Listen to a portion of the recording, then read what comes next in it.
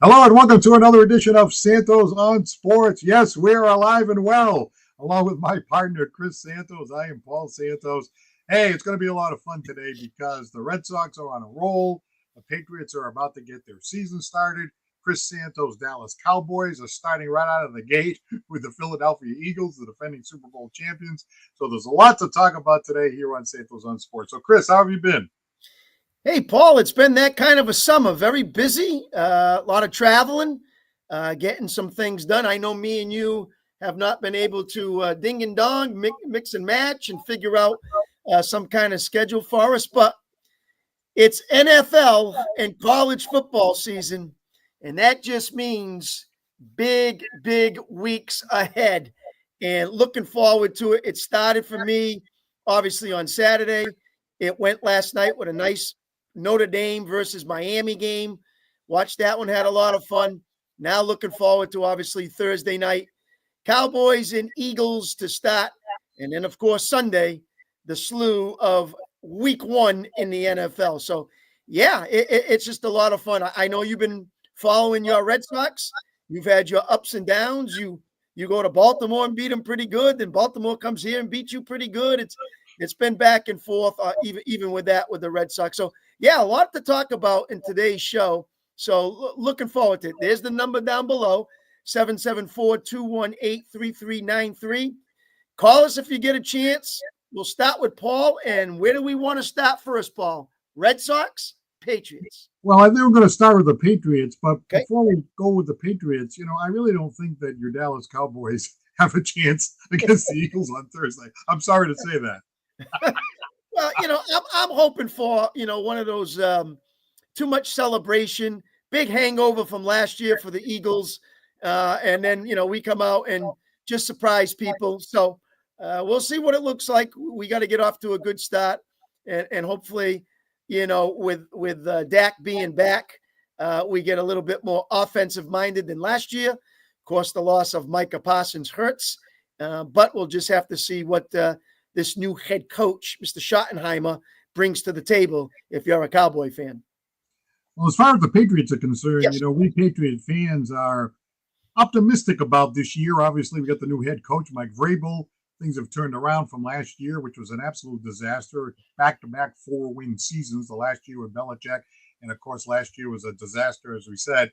But Mike Vrabel, I don't know, he seems to be a different kind of a coach. He did pretty well in Tennessee. They added Stephon Diggs.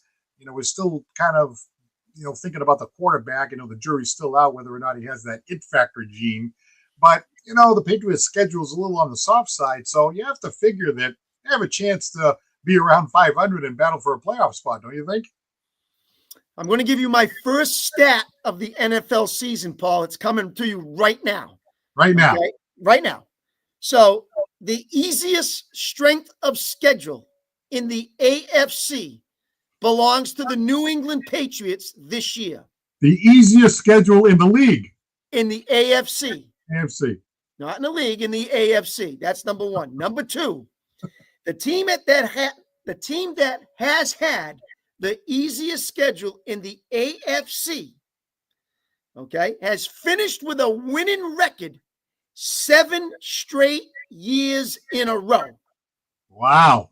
Okay? If you've had the easiest strength of schedule in the AFC, 7 straight years, you have had a winning record. So let's get to game by game, and I'll be more than happy to say if I'm with that or against that. Well, it's funny because at the end of the year, let's say the Patriots have a good year. It's going to be, Vrabel this and the quarterback that and all this thing. Hey, you got to look at the strength of schedule, like the Bozo team that they had last year. If they had this schedule, maybe they would have done a lot better, right? I can agree to that. I mean, you have to play who you have to play. That's the way it goes. The play in front of you, right? You play who's in front of you. It is. And right now, this happens to be a peak moment for them where they got caught up in that schedule where supposedly it's the easiest in the AFC. All right. Well, let's go through this really quick so we can Let's get go. to our phone call is here at 774-218-3393. They'll be opening up home against the Las Vegas Raiders. I have that as a win. I'm coming out with Mike Vrabel and his defense and his new adjustments And I also consider this a win. At Miami with the Patriots, even Tom Brady had trouble down there. I'm going to have to say that's a loss.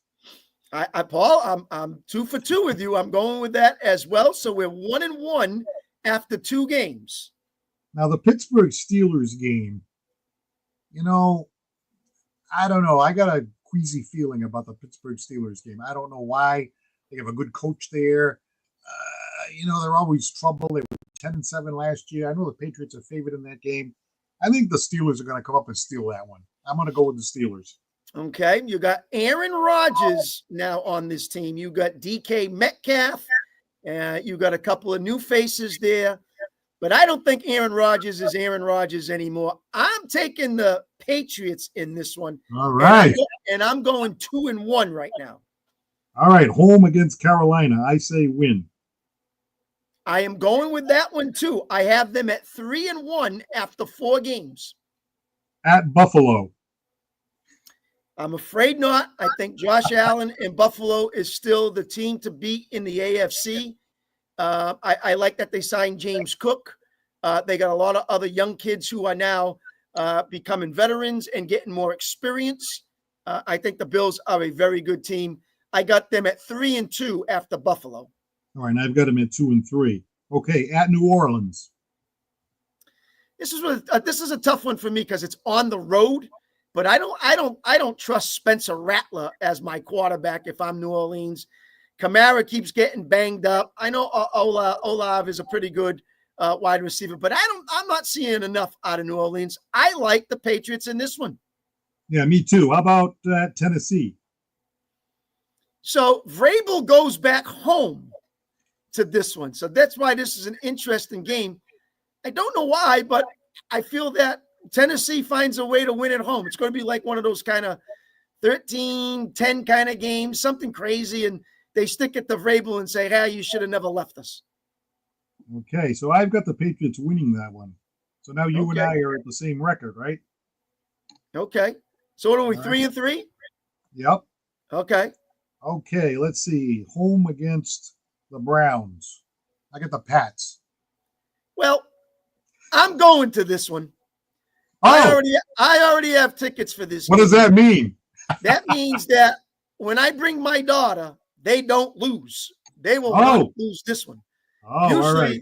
They win every time she goes. So I like New England. Well, I'm glad she's going and I'm not. Exactly. All right, let's see. Okay, I agree with you on that one. How about at Tampa Bay? I've got them losing that one. I do too. I think Tampa and Baker, they got some good weapons. I think they have a lot going on for themselves. I like Tampa in that one. Okay, home to the New York Jets. I say win. I do too. I'm not trusting Justin Fields. I don't like the Jets' offense, even defense. I think they struggle this year. I like New England in that one. At Cincinnati, they beat Cincinnati last year. I don't think they do it again. I think they lose that one. Cincinnati does not play well usually in September, but then they turn it around and they get going in October and November. The Patriots are picking them up later in the season. I think Cincy will be right where they want to be come New England time. So, yes, I like Cincy. The next one would be home to the Giants. I say a Patriots win. Oh, boy, if Nelson calls on this show, you are in trouble. But, there's a lot of excitement out there right now. Russell Wilson, Jackson Dart, even preseason games. I get these guys hyped up, jumping on top of one another. They got them fired up, but not so fast, my friend. For Lee Corso would say, I take New England in this one. Ooh, okay. I thought for a second you might have done Nelson some favors there. I'll take New England too. All right, so let's see. The next two are going to be tough. Home to Buffalo and at Baltimore. I have loss on both of those. All right, and then let's see. Home against on the road against the Jets. I still like them to win that one. I think, it'll be cold. It'll be tough. It'll be defense. Vrabel's got better defense. Me too. In the last game of the season, home against Miami, I say they win that one. I'm going to go with you there. Miami hates the cold, and New England loves the cold. And by the time that's happened, it could be snow all over the place. So, yeah, I'm all over New England with that one, too. So let's see. What do we have? Do we have 10-7? What do we have? We 11? do. We have 10-7, both of us, right? We do. All right. Well, we're going to go to the phones, and we have a new fan here, a comic who I had on my other show who loves to talk sports. So let's say hello, Jerry. You're on the air with Santos on Sports. Yeah, good, Jerry. Nice to hear from you. Yes, yep. I'm on aging preserve, but I'm healing up pretty quick. So what do you think about? For the backup quarterback for the Patriots. I don't know if they know yet. Yeah, you could be the fourth string quarterback. There we go. Well, yeah, that's as far as I can go. So what do you think about the Patriots this year? What kind of a record are they going to have? Chris and I think that they're going to make it to 10 wins. We're really optimistic. I'm a little conservative. I say 9 wins, or I could be the typical wise guy comedian and say, I'm predicting 9.5. So I don't know what that means. You know how some of these pundits do that? They go 9.5. I say over and under. I say, no, just say 10 or 9. I'll say 9 definitely. Not that they're going to, I think they're going to be in a lot of games more than people think. But I think the big thing for the Patriots is the new coach, Vrabel. If they take on his personality, then they're gonna. It's gonna be.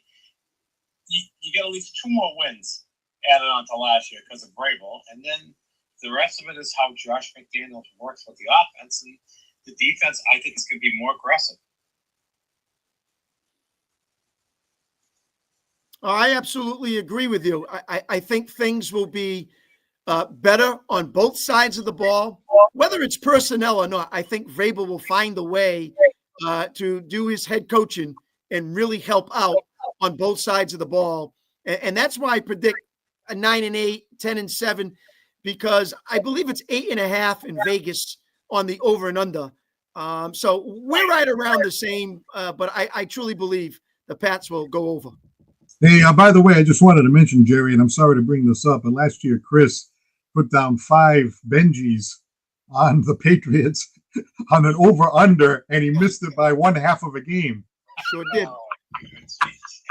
I'm sorry, Chris. I'm sorry, Chris. I couldn't help it. Listen, the joke was on me on this one. But anyway, Jerry, how about this as far as the Patriots? How about sneaking into like a wild card? You think that's possible?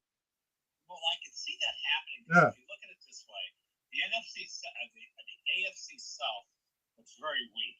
If anybody gets into that, that'd be a miracle. So you're only going to get one team out of that. And if you think about it, like the West could beat each other up with the exception of Kansas City, of course. So they could beat each other up. And then you get to, so maybe they could, with 9 or 10 wins, definitely sneak in, at the bottom end, like either a wild card playoff or, anything like that. So I just think the Patriots going to be the kind of team where no one knows anything. They knew how. I shouldn't say it's a bad thing to say because I like Gerard Mayo, but I think they knew how bad he really was or inexperienced he was as a coach. So I think that now with Vrabel, you have a guy that used to play football, which I don't know about you guys. I was always a fan of getting someone that's an ex-player, to be your coach because, you'll get the respect factor. Not that they didn't for Mayo, but Mayo, as we all know, like a great guy, contributed a lot. I think he tried to be their friends. Whereas the Patriots now you got a guy who has experience coaching, and then everybody looks at us like, what are we going to expect out of this? But it's going to be a better, product on the field. There have been some great coaches that weren't players, though, right? Yeah, right. Oh, yeah, definitely. All right, before we let you go, how about your Boston Red Sox?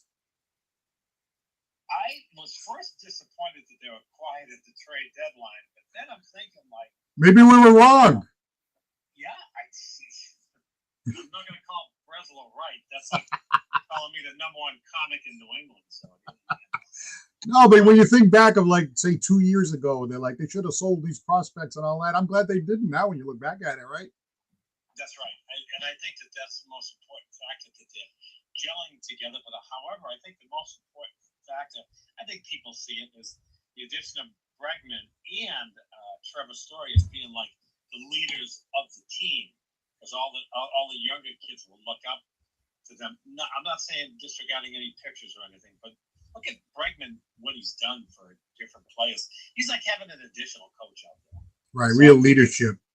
Yeah, and I think they lack that. Like, I was a Raphael Devers guy until he kept saying no and didn't want to do anything. And I'm like, okay, fine. You don't want to do anything, see you later. Like, you want to play first base? No. You want to do this? No. You want to do that? No. Okay, well, we'll see you later then, you know? Yeah. Do you guys agree? Do you guys agree with that one? I agree that I liked them, but I think it was a good idea that they traded them. I mean, Chris, look at what's happened since they traded them. Look at their record before and their record after. Yes. Yeah, sometimes a clubhouse distraction can really bother a team. And I think in this particular situation, it did. And I think a lot of guys got ruffled. But when we get to the Red Sox afterwards, I think it's just a little bit more than Raphael Devers. And I'll give my thoughts during that time. But during that particular time, I think it was a good idea to move on from Devers. Just didn't feel like a right suit with some of these other guys like Bregman that have a little bit more of that leadership role. So, you need to sacrifice for the team, and Raphael didn't want to do that. Hey, Jerry, really nice to hear from you. Thank you very much for calling, and we'll touch base again soon. Great. Take care, gents. I appreciate it. Hey, what town are you calling from? I'm calling from Gardner, Massachusetts. All right, so Jerry from Gardner. All right, thanks very much. Thanks, Jerry. All right, Jerry from Gardner has us at 9-7. What do you think about his comments about, Vrabel getting more respect and all that kind of stuff? Vrabel getting what? More respect from the players? I think so. They know, they know where he's been. They understand what kind of leader he was when he was on the team playing, and they know what kind of leader he was when he was with Tennessee. And, he's brought some guys from Tennessee to help him. They brought back some of the old players, and they brought back some of the coaching staff as well. So, they're trying to get back to New England football, which means to me, Paul, when you look at this AFC, we know the Bills probably will win the East. We understand that the Ravens will probably win the North.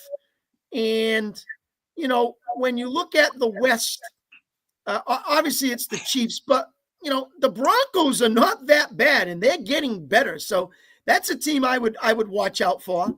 The South, just like Jerry said, there's only going to be one team from there, and I have no idea which one that's going to be. That could be anybody coming from there. So I guess the other team that would worry me is the Bengals. So maybe the Bengals and the Broncos instead of the Patriots, kind of a deal. It depends on that kind of situation there, but those seem to be the better teams at this particular time, unless somebody really shows up out of the clear blue. But I would say that's where the AFC stands right now from division and maybe a couple of wild cards. All right, if you're thinking about calling in, again, we still only have one line. So if somebody's on the line, just wait a moment until they hang up and then jump right in there. 774-218-3393. Ryan is in Rochester. Hey, Ryan. Hey, guys. How's it going? Long time no talk. I know. Great. How are you? Hey, Rhino. Doing absolutely fantastic. All right. So Patriots 2025. What do you think? All right. So I'll go quickly game by game here. I actually have the schedule tweet up right in front of me. So, the week one is a tough one. So I think the Raiders are going to be decent this year. I'm so happy that Pete Carroll's back in the league. I got a very close win for the Patriots that first week. I just don't know how good the Raiders' run defense is going to be with Christian Wilkins getting cut and all that. I'm not too familiar with many guys on their interior there, so I've got very close, probably like a 24-21 win. All right. Take. So week two in Miami early in the year, probably going to be really hot. I've got the first L going there because two owns the Patriots, but we'll see how it is with Braves. Pittsburgh. This is good. Pittsburgh. This should be a good one. I've actually got a close win there too. I'm just not sold on the whole, Steelers going all in. Obviously DK Metcalf is a good get. I wanted him here, but Rodgers is going to sink that ship, so I think that'll be a very close win there. Week 4, Carolina, that's a win. I've got Buffalo lost in Buffalo. Let's see, week 6 at New Orleans, I've got a win there. Week 7 is going to be a hilarious bloodbath. The Mike Vrabel revenge game in Tennessee, that should be fun. Win in Cleveland, win in Atlanta. Just not too sold on the whole Raheem Morris thing there. I like Michael Penix Jr., but I'm just not sold on Raheem Morris as a head coach there. Ooh, Tampa's going to be tough. I've got a loss there. Let's see. And I do have this going back to sweeping the Jets, which is a nice change of pace given how the past couple of years have gone. So I've got a win against the Jets there on I think it's an Amazon game actually. Let's see. Got a loss in Cincinnati because around this time it's not week 1 Cincinnati, so they're not going to start off cold this time. Mm-hmm. It's late season Cincinnati. I think they're going to drive the boat all over us there. I've got with starters in there. I've got a win against the Giants. Another loss to Buffalo, unfortunately. Lost to the Ravens. Two rough games coming out of the bye week there. And another win against the Jets. And then at home against Miami, I think we finally break the 2 streak and we get a win there. All right, so just going back, I didn't get that. What did you think about Tennessee? I think that is going to be a hilarious bloodbath. The Mike Vrabel revenge game. Yeah, but you got to give it a win or a loss. I'm going to give that a win for the Patriots. A win. Easily. All right, now does that add up to? Is that 10-7? 11-6. 11-6. 11. Oh. I didn't even give a number count there. Wow, I wasn't even thinking about that. Wow, 11-6. But it's honestly, that's probably just a dream scenario on my part. Realistically, I would probably think it'll probably be like not 9 at best. My scenario is just sort of like they win a few coin flip games here and there that can get one off of coaching, but like the Raiders are a coin flip, the Dolphins at the end of the year. All right, so you want me to put you down for 9-7? Let's go 9-7. All right. I want to make. That's great. I start off 11-6. I'm like, oh man, that's too high. Yeah, some of those games. Yeah, I think some of those games that were giving wins. Well, listen, Paul. Some of them. Yeah, but there's 17 games, so you're going to put 10-7 or 9-8. Yeah, right. So you have to think of that. Now, when he was talking, I'll tell you, he sounded just like me. That's exactly where I was the entire schedule, except for that Tennessee game, which I said Tennessee would get a revenge and they would beat them, and that's why I had 10-7.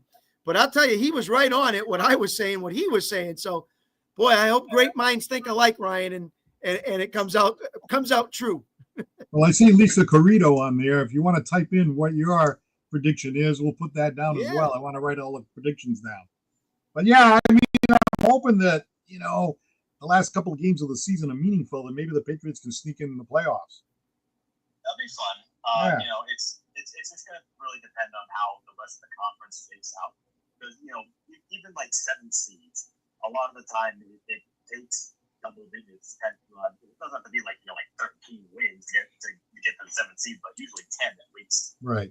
And now we have Lisa chiming in. Thank you very much for typing that in. Last time I said 10, it blew up, but that's okay. You get another crack at. She says 10-7. Yeah, she's another one, right at the same of what we are.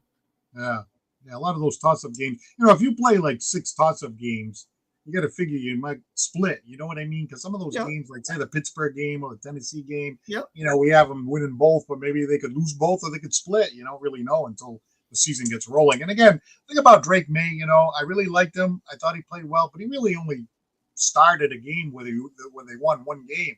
And there were a couple of times where he had a chance to have the it factor at the end, and he threw an interception.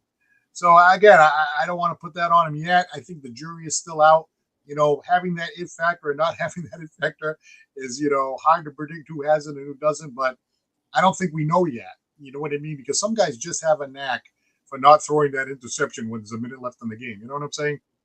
Yeah, but last year you were forced more because you didn't have the same personnel that He you had to have force it. this year. That's right. Yeah. And so that's where it makes it a little bit different. And if you get a healthy Diggs, if Henderson and Stevenson can work together as a 1, 2, and 3 back, first, second, and third down, figure it out. Who's running hard, who's catching balls out of the backfield.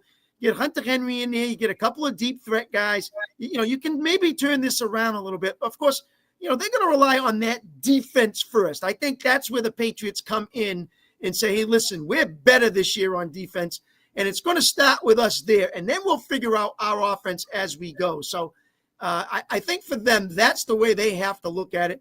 I'm sure Vrabel and McDaniels are doing a lot of talking about how they can get more points and get the ball down the field a lot better than what they saw last year.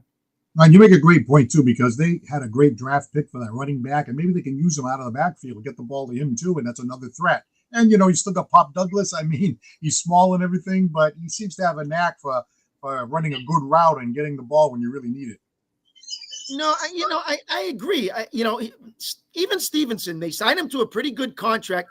Yeah, he had a little fumble-itis last year, but also remember he was getting the ball a lot more.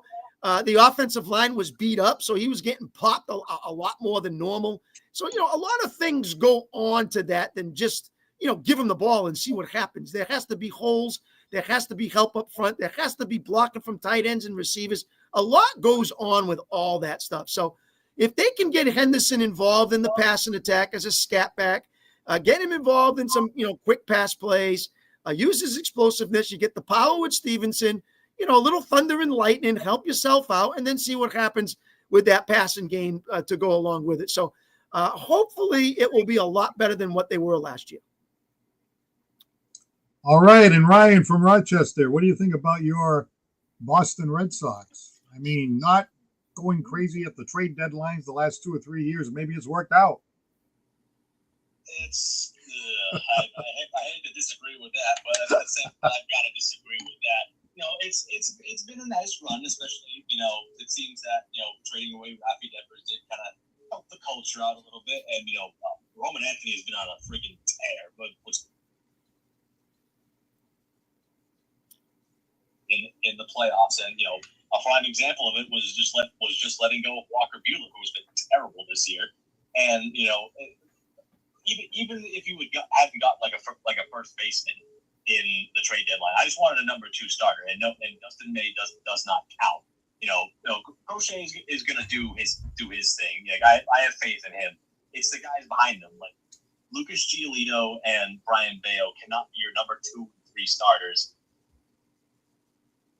So getting a guy like Joe Ryan would have been phenomenal, or even someone comparable, because then you'd have Crochet and Joe Ryan or someone else of that caliber as your number 2, and then Giolito and Bayo would be better 3s and 4s. But I'm just not the biggest fan of the rotation going into the postseason.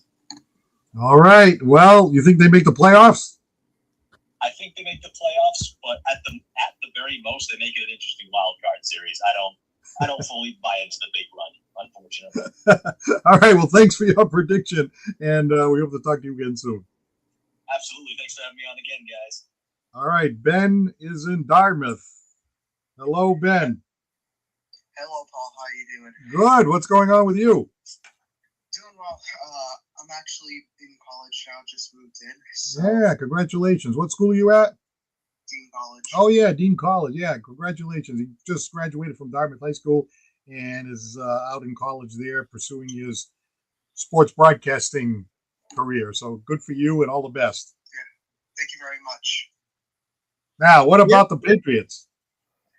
Yeah, this is a topic I really look forward to from the start of not the regular season, but when the schedule came out, was like to see how this team would be. During free agency, we picked up a bunch of good free agents.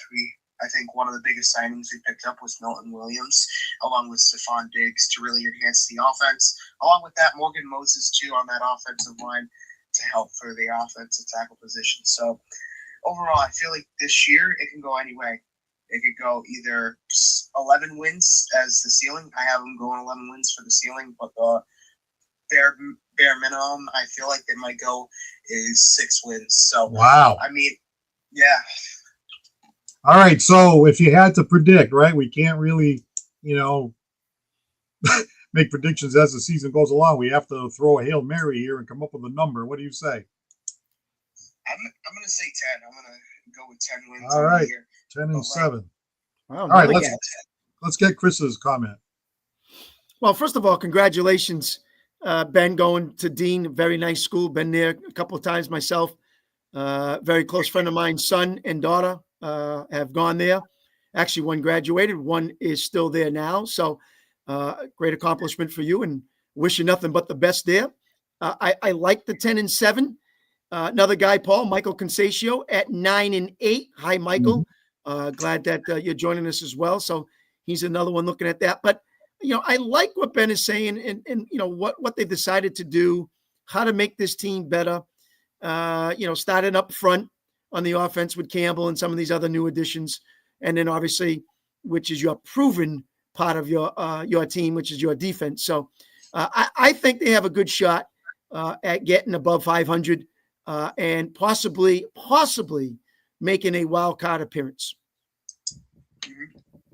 Well, speaking of wild card, Ben, the Boston Red Sox are just cruising right along. Nobody thought anything about them. They were 3 games under 500 a little while back. Traded Devers, got on a roll.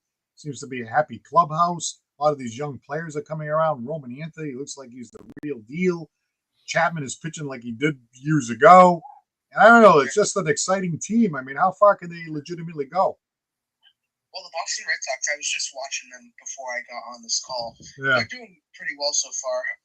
But one of the things is Roman Anthony's been stepping up in a big role. I think that Rafael Devers trade was kind of like a little bit of a cancer when Devers left. Devers was a cancer coming into the season, and I feel like that was the removal of the cancer. And the Red Sox are they're just on a slim path right now, and we've had some funky series and how we've messed up on some certain things, but I feel like one of the things is this year is we've stepped up with our pitching rotation a little bit. I would say our pitchers have been, solid. We got rid of Buehler, but Buehler had a 5.25 ERA, and then Dustin May is the other guy who has a high ERA. But other than that, Giolito, Bayo, and Crochet have been stepping up in a big role this year for the Red Sox. By the way, as we're doing this podcast, the Red Sox just won another one, 6-4 against Cleveland. So, hey, we're feeling good, Chris. I think we're feeling good in Beantown right now. Yeah, and to my theory is that, I played a lot of ball in my time. Pitching wins championships. It's as simple as that. And to me, that if the Sox have any kind of chance, if you do a wild card, you play a 1 game, 2 games, you got Crochet. You got one guy that can really, give the ball to and say, go get him. So you got to like the way he's been. After that, yeah, okay, I understand Bello and Giolito and May and some of the other guys you had. Whitlock's been pretty good out of the pen. Obviously, we know what Chapman does at the end of the game, which is obviously something strong. So to me, it's not about what they can do pitching. It comes to the offense. Can they produce the runs that they need to win these games when you get a good pitching performance? And, that pitcher may give 1 or 2 runs, and then you can't score for him. That will be a big test for the Red Sox. Now, that being said, Paul, they've gotten everybody healthy. Bregman's playing. Trevor Story's been healthy. You know what I mean? They got Rafael, what he's done. Duran. They got guys in the lineup for a long time now. It hasn't been like, oh, we got a sub. We got to put this guy in, put him until he comes back. Right now, they've gone through a good cycle of everybody playing and healthy. And the Red Sox need to stay that way. I like how they went out and got a professional hitter and Nathaniel Lowe playing first base or DH or pinch hit. I think he's pretty good left-hander coming off. He's been with Texas, I believe it was, where he was an all-star player a couple of years ago. So it was nice to see them go do that, get someone just to help out when they need it, rotate him around. But I think the pieces of the puzzle are there health-wise. Now it's, can they do something with the pitching if they need that little short series? And obviously the pitching's going to win it for you if they hold on to anything to move on. Well, Ben, we really appreciate you contributing to the show here, as you always do. We wish you all the best of luck out there in Dean College, and keep in touch. Yeah, I was gonna add one more. Oh, please. Yeah, go ahead. So that being said, Trevor's story too on the hitting, he's been really on the ball lately. I mean, for the past 3 months, I would say he's gotten better. I'm glad that he's staying healthy this season. A good on base percentage this year with walks and hits.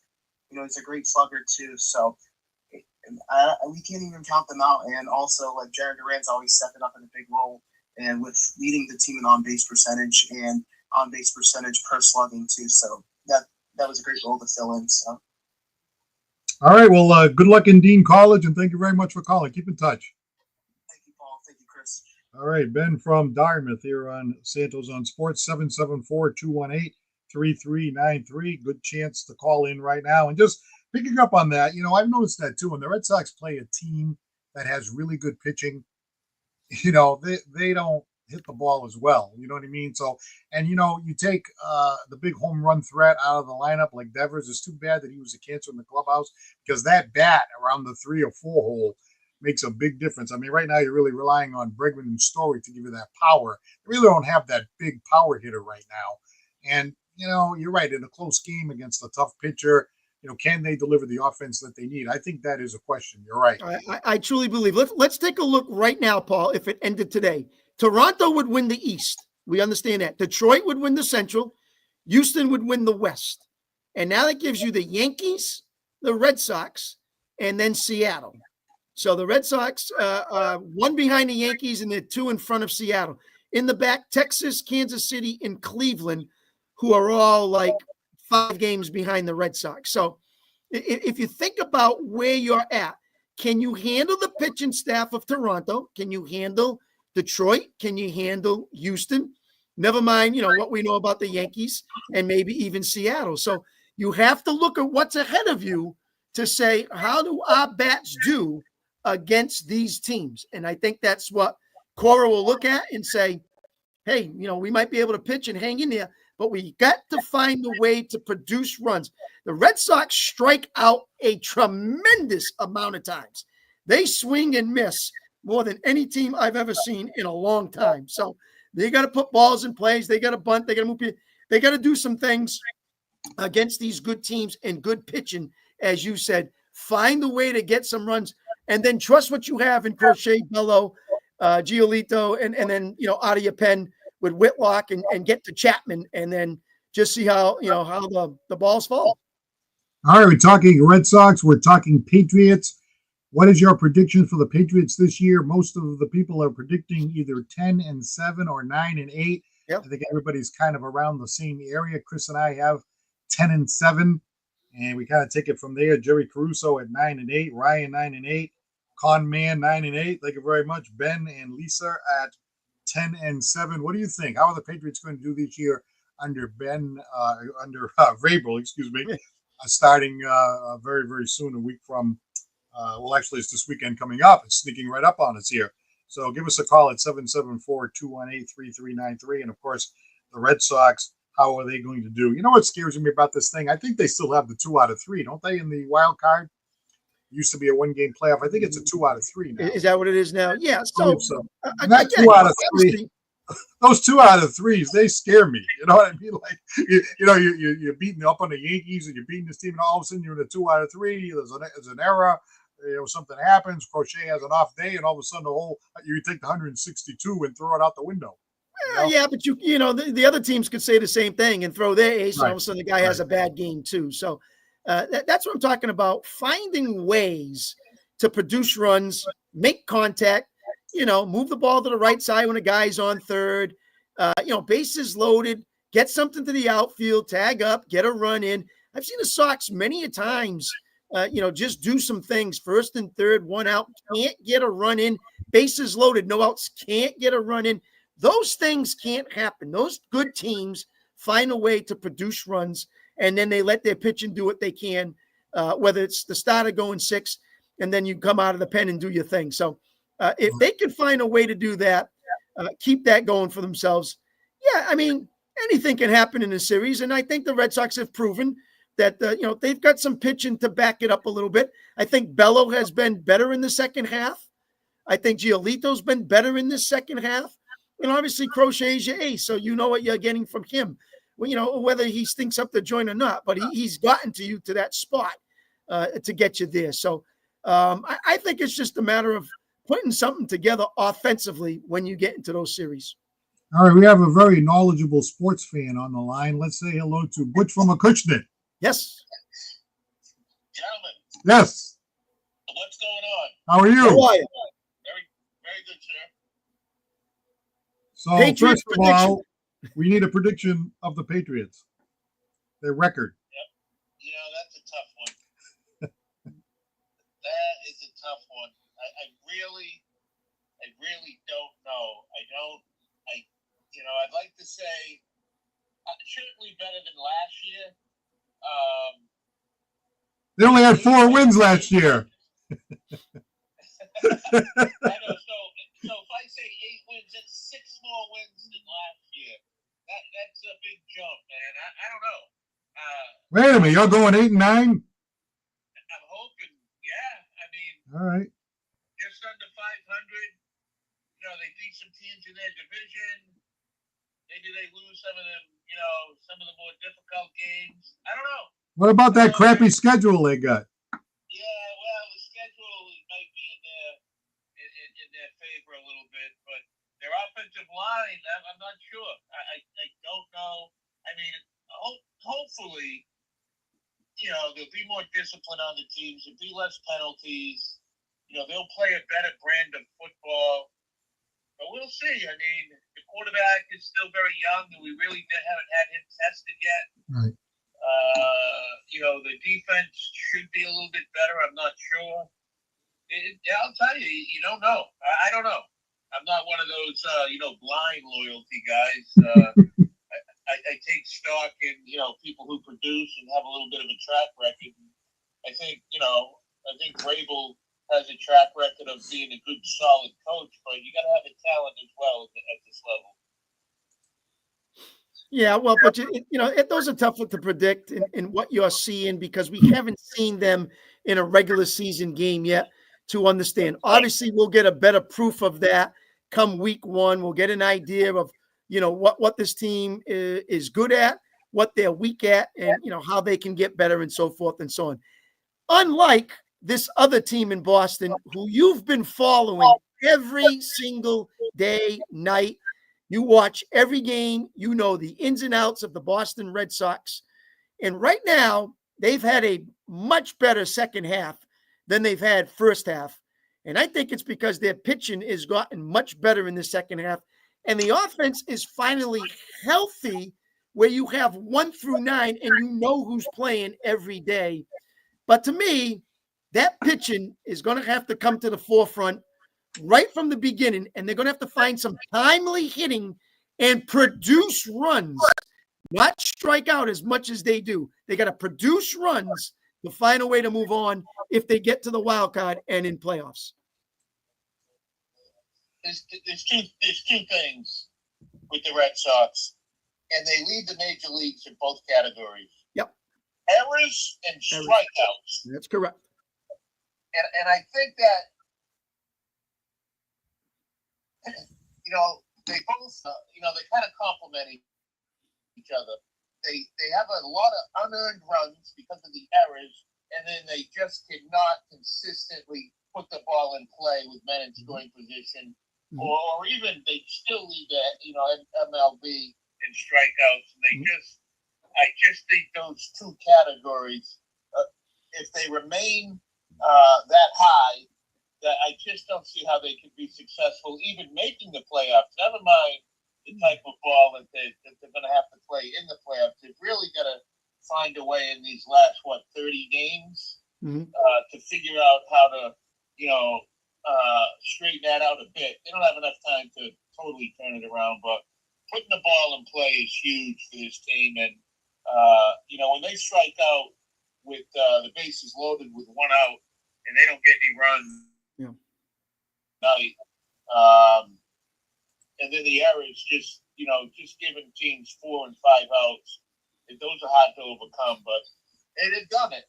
Up until this point, this has been I think in the second half, other than the first couple of weeks, I think their schedule has been rather weak. They've played some of the weaker teams in Major League Baseball in this last couple of weeks, and have kind of capitalized on it. But even then, Pirates beat them. But it's baseball, 162 games. It's a long way. But those two categories, I think, if they're not successful this year, I think we're going to look back on those two categories. Yeah, and which leads to me is the consistency that you want to see from this team.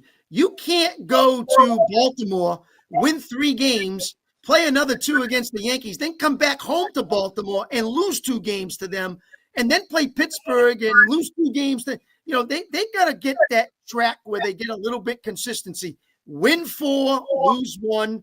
Win 4, lose 1. Win 5, lose 2. They got to find a way to be a little bit more consistent against some of those teams, as you said, a little lighter in the schedule that they should do more damage against.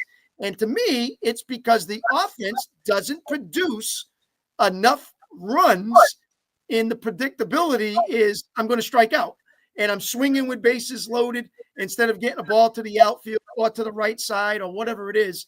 And they're going to need that down the stretch to be better production in the offense, to win some games.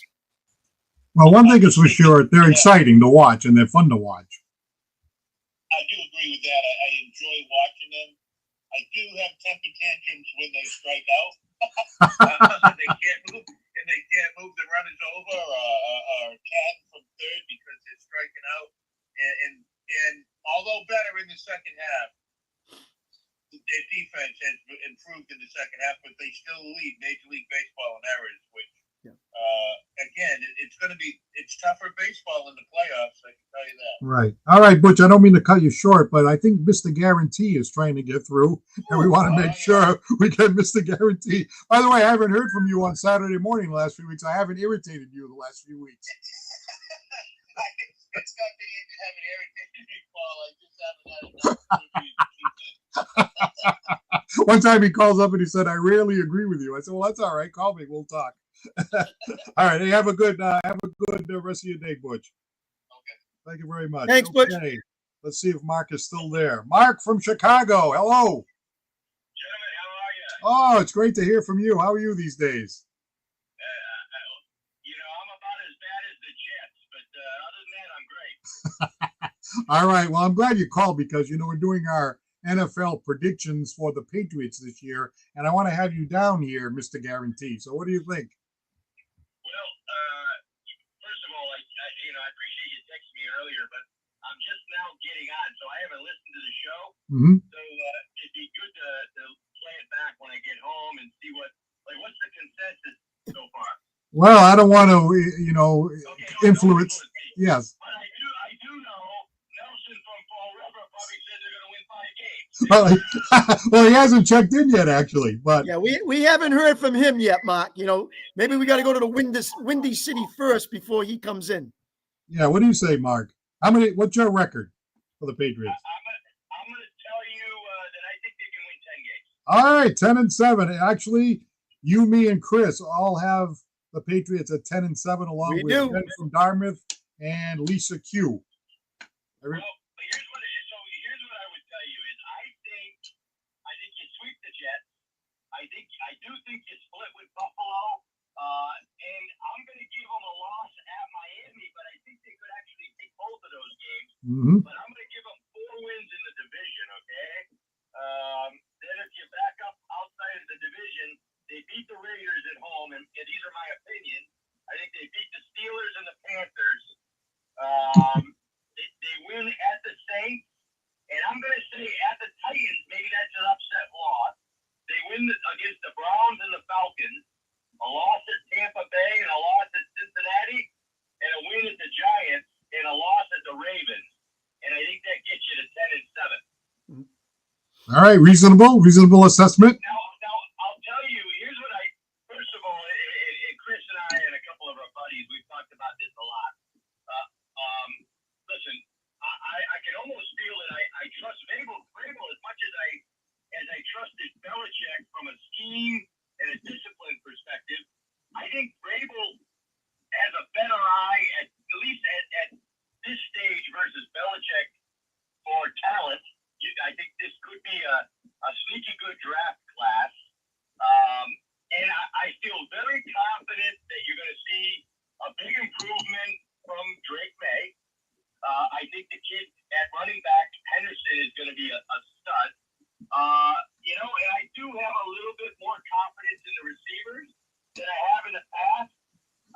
to get, what you expect out of Diggs. I believe the defense is going to be good because of Vrabel and some of the new players, but that's the only thing I don't know. It's like, how good is that defense? If that defense becomes, a top 5, maybe 6 defense, maybe you sneak in another one and you go 11 wins. But I think with the improvement on offense, with the discipline and the coaching from not only Vrabel but bringing McDaniels back, and obviously the schedule, I think 10 wins is very, very doable. I think there's an outside shot they win the division, to be honest with you. Wow. Mark, I gave it early, and I'm sure you'll look at it later, but they have the easiest strength of schedule in the AFC by any team. And the team who's had the easiest strength of schedule has had a winning record 7 straight years in a row. I think the Patriots make it 8, and they are above 500 at the end of the season. Yeah, I listen, that all makes sense, Chris. I mean, we're talking the thing about it, right? Back-to-back 4-win seasons. No bueno there. But listen, I think I really believe, and I didn't know this going into last year, but from what I've seen, I think Drake May has the skills, and he's a sneaky good runner as a quarterback. Mm-hmm. I was skeptical last year on his leadership ability because when you see him at the podium, he's kind of an aw-shucks kind of guy, and you can read, like I've seen where Vrabel has said, he wants him to be more of a leader, like, hey, go in the end zone after they score that touchdown and slap the guy in the helmet and that kind of stuff. But I think skill-wise, I think Drake May is the real deal. Honestly, I think he's better than the kid in Washington who was a stud last year. But listen, and Chris, when we were all excited on our text thread about Vrabel, you were like, the hell does everybody think Vrabel's the best thing for? What the hell did he do in Tennessee? You were not a Vrabel guy. Correct me if I'm wrong, but I think you are now, right? Listen, I was not when he was with Tennessee, because I think he should have lasted there longer than what he did. I was kind of surprised to see him go, which means to me there's got to be some kind of turmoil or something wrong there. Now, that being said, obviously him being local, I've seen him on TV. I listen to him. I like the confidence. I like the dedication. I like the demeanor. I think it's going to be a better locker room than what we've seen in the last 2 years. And he's not afraid to go one-on-one with the media and tell them straight out what he thinks. So, I've improved my theory of what I've thought of Mike Vrabel, and I think it's going to work out. Now, how long that lasts, I don't know. It might be for this year, for 2 years. I don't know. It could be like that when he was in Tennessee for only 4 years or whatever it was. So it's a finicky league, and obviously you got to hang on as long as you can. But yeah, I've gotten a little bit more liking toward him since seeing him a lot more. I like a disciplined coach, Mark. You know that. We're old school. I still see him being one of those type of coaches. Well, I see Scott Tavera just chimed in. Thank you very much for doing that, Scott. Yes, Scott. He says 11-6, but you remember this is the same guy that said the Patriots are going to win 10 games last year. So he was a little off. Yeah, he did say that. Yep. Last year too, but getting back to Vrabel, what Chris said, Yep. And you guys, this is the first year in the last 3 that I haven't been home to go to camp for a day or so. It'd be nice to go to camp and then spend a Monday night at Mr. B's on the Paul Santos show. But I digress. But if you watch him, like I think the players love. First of all, this guy's a Super Bowl winning player, and he won with Ryan Tannehill in Tennessee, right? Now, I think what the guys like is when you see him at the camp, and he's blocking with a defensive lineman, or he's playing on a defensive line position with an offensive lineman, and I think they like the fact that you're getting out there and hitting with your coach, and I think that's important. I saw an interview with Vince Wilfork, which we all love him. He said, listen, Super Bowl, Mike Vrabel was Bill Belichick on the field. Wow. He said Mike Vrabel, he was, everybody loved Brewski, but they said Vrabel was the coach on the field, and he goes, there were times where Belichick would call a play, and we'd be in the defensive huddle, and Vrabel would say, F that, we're not running that in this situation, let's run that. So he brings that understanding of the scheme and the leadership to the job. What I don't know, and maybe you guys can give me some insight being out here, like I've heard very little in camp about Barmore. Like if Barmore can play and he plays like he has, that's big. Now I've heard Keon White has said he loves Vrabel, but I've heard nothing but bad things about Keon White so far, that they're saying he's not even projected to be a starter. So, and then you got the issue with cutting peppers, and you wanted to trade Duggar, now you got Duggar. So I don't know, like, I feel the defense is going to be real good, but I don't know. And like, what are you guys hearing about the things I just mentioned about the defense? Only thing I've heard is that they're supposed to be better than this year.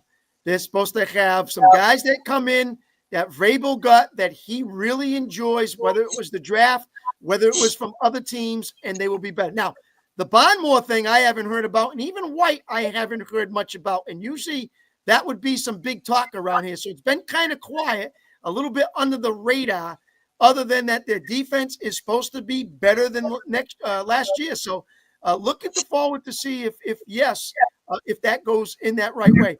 But Mark, before we let you go, you give me a little bit of a prediction tonight. Does Belichick show up for UNC in game 1, or is it a farce as a college coach? Well, no, I got UNC tonight. I'm taking UNC. Listen, again, he's another one. I've seen some video clips, and no matter how old school he is and how old he is, maybe the young chick keeps him younger, but he actually looks like he's coaching these kids up. And even though a lot of kids don't look at Belichick, like it's almost like our generation looking at Chuck Noll, it's just. But I think they still realize like this guy has won 7, 8 Super Bowls, and he's instructing them and coaching them. Now, what does that mean? I don't know. I can't see him being at NC more than 2 years, but all right. All I got to say about that. But hey, I appreciate the show, guys. I'm glad you had me on, and look forward to hearing the playback. And don't put any guarantees on any of these predictions, okay? Hey, I got a couple guarantees for you, but I'll save these for Chris and my boys because they're not PG rated. All right, thank you very much. Looking forward to hearing them, Mark. Looking forward to hearing them. All right. Let me see. I'm going to do something that I don't usually do. I'm going to see if I can get Nelson on the line. Oh, here. you're going to make a call? Yeah. What the heck? Oh. We'll make a call. But in the meantime, Yep. why don't you give me your thoughts on some of the comments made by Mark? Yeah, no, I mean, he's kind of with us, Paul. We're all around 10-7. Mark's a big Pats guy. I think he's kind of like me, that old school where discipline, kind of takes over as a head coach. You get somebody who's in the trenches. You get somebody who helps out on the practice field. You got someone that you can rely on. They got your back in the media. You got to work together as a unit in that clubhouse. You got to keep everybody happy. Remember, you're talking 52 guys and everybody else has their own personality. It's not everyone has got the same. You got to be a shrink sometimes, and you got to figure out what this guy's thinking, what that guy's thinking. Never mind coaching staffs. Never mind ownership. Got a lot going on your plate, and it's very, very, very difficult as a head coach to keep everyone, on the same motivation, working together as a unit. 11 on offense, 11 on defense, 11 on special teams. So it takes a high quality person, and the Patriots think they have it in this guy here. So let's see where it starts this weekend with the Raiders and Pete Carroll in town, a KG veteran who's just as hyper as any guys I've seen at his age. It's unbelievable. Him running up and down the sidelines. It's crazy. This first game is going to be really fascinating. Yeah. With the Patriots, like what does it look like compared to last year? Yeah. What parts of the offense are successful? Is the defense going to be as good as Mark was talking about? Special teams. the organization, the discipline, and all that. Boy, it's really going to be fascinating. And yes, we didn't mention too much about the Belichick game tonight. That is going to be a lot of fun to watch. Yeah. Watching Belichick on the sideline there. I hope they don't have any cutaways of Jordan. You know what I mean? Yeah. I really want to see her. But we have to put up with Taylor Swift in the other games. I don't want to see Jordan. Again, I hope they don't do that. I hope they just, figure themselves out. It's UNC, TCU. It's ratings, I hope it's just a good game, and you got to sell some newspapers here, Yeah. Don't belong in the NFL. All right, real quick here. I wasn't able to reach Nelson's, but I'm going to try to get his prediction and put it on the list here. But really, everybody's in the same boat. Okay, pretty much within a game or two. At 10-7, we have Paul, Chris, Lisa Curado, Ben from Dartmouth, and Mark from Chicago. We have Scott, the most optimistic, from Rochester at 11-6. Okay, at 9-8, we have Jerry Caruso, Ryan from Rochester, the con man, Mike Consaccio. And the most pessimistic caller was our good friend Butch from Acushnet. Yes. Who was a frequent caller to my WBSM radio show on WBSM Saturday morning. And he's the most pessimistic at only 8 wins. So there you go. Everybody's between, mostly 10-9, or 10 wins and 9 wins, I mean.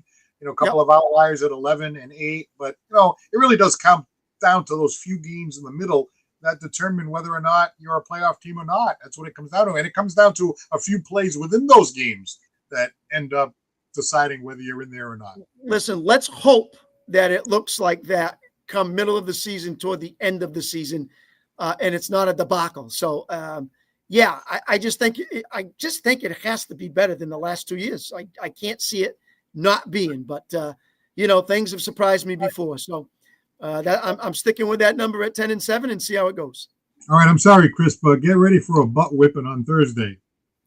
That's okay. We got to start somewhere, but you better pray that they don't win on Thursday, because this next show there could be a lot of things going on here that's blue and silver all around this house. Well, I still got my Cowboys hat over here, exactly. Just in case. You're probably going to sign It Factor. You got all different other things. Yeah. All right, this has been a lot of fun, a lot of good catch-up. We got a lot of calls, a lot of predictions. Unfortunately, Chris and I, our schedules are just crazy. It's really tough to commit to every week, and so that's why a lot of times it has nothing to do with that we don't want to do it. We absolutely love doing it. Yeah. It's just a matter of getting the schedule. So it probably won't be every single week, but we'll try to get it in when we can. We always really enjoy hearing from you out there in the audience. Absolutely. Yeah. All right. So for Chris Santos, I'm Paul Santos. Hey, go Pats. Come on now. Let's get in the playoffs. Red Sox, come on. Sneak in. Let's go. We want to have some fun here. So for Chris, I'm Paul. Have a great rest of your day. Good night, everyone.